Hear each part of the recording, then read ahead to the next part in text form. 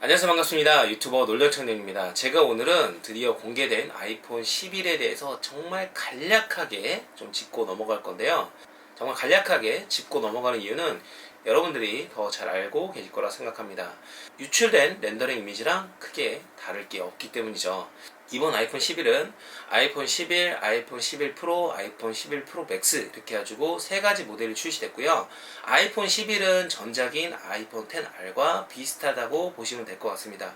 왜냐면 아이폰 XR이 6.1인치 LCD 디스플레이를 탑재했었는데 이번 아이폰 11 같은 경우도 LCD 디스플레이에 6.1인치 그리고 프로와 프로 맥스 같은 경우는 OLED 디스플레이를 탑재했거든요.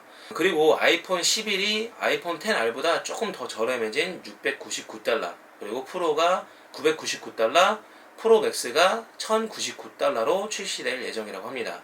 용량 같은 경우는 아이폰 11이 64기가, 128기가, 그리고 256기가 그리고 프로와 프로 맥스가 64기가, 256, 512 이렇게 가지고 나눠지게 됐습니다.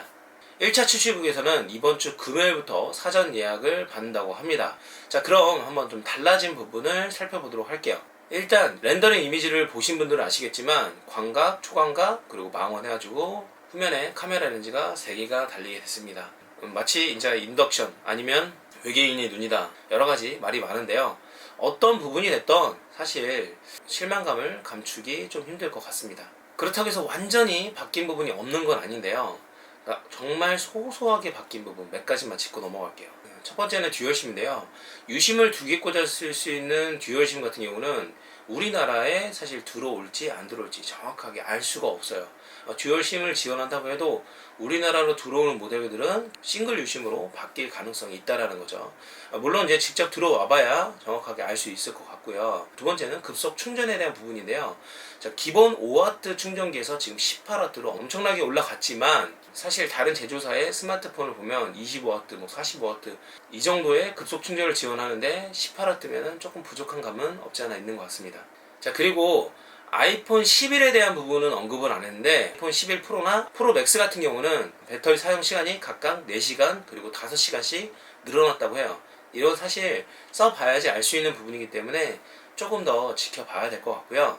그리고 기존 2m에서 30분 동안 방수가 가능했던 부분을 4m로 늘렸어요. 낙차가 있는 물에 맞게 되면요, 물총이라든지 아니면은 수돗물을 직접 맞게 되면 방수가 안 될 수 있습니다. 이 부분은 아이폰 외에도 다른 스마트폰도 동일한데요. 그러니까 4m 30분 방수라는 게 사실 얼마나 효율이 있을지는 알 수 없을 것 같습니다.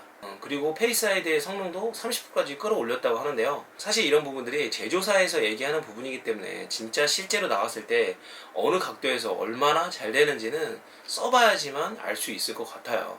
알뜰폰 사용자분들한테는 또 좋은 소식이 있죠. LTE 모델로 그냥 그대로 출시한다고 발표를 했습니다. 그러니까 5G 모델은 내년에 출시될 예정이라고 보시면 될 것 같습니다. 다음은 애플케어 플러스와 보상 프로그램을 진행한다는 건데요.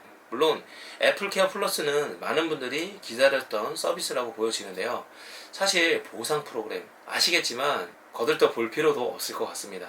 제가 중고나라랑 좀 비교해 봤을 때는 아이폰 7 정도는 좀 그냥 그나마 뭐 수고스러움을 좀 덜고 좀 할 수 있는데 아이폰 7 플러스부터는 좀 보실 필요는 없을 것 같아요. 마지막으로 많은 분들이 기다렸던 아이폰 SE2 안 나오게 됐죠.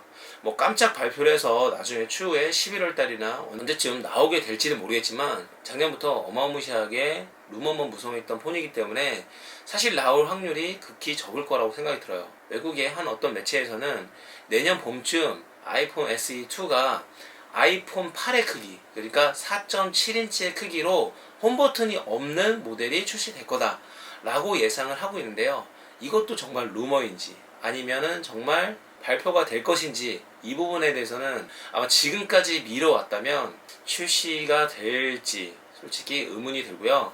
아이폰 SE의 크기대로 출시될 확률은 좀 적어 보입니다. 사실 유출된 렌더링 이미지 그대로 출시가 됐기 때문에 많은 분들이 실망을 했고 내년까지 핸드폰을 교체할 마음이 없다 라고 하시는 분들이 굉장히 많을 거라 생각이 듭니다. 저 같은 경우도 진짜 이거를 리뷰를 위해서 구매를 해야 되나 정말 심각하게 고민하는 중이고요. 좀 구매한다면은 아이폰 XR보다 조금 더 저렴해진 아이폰 11 그러니까 프로 RA 모델을 구매해서 디자인만 좀 살펴볼 예정인데요. 어떻게 될지는 조금 나와 봐야지 알 것 같습니다. 제가 준비한 영상은 여기까지고요. 이 영상이 도움이 되셨다면 구독과 좋아요 부탁드리겠습니다. 감사합니다.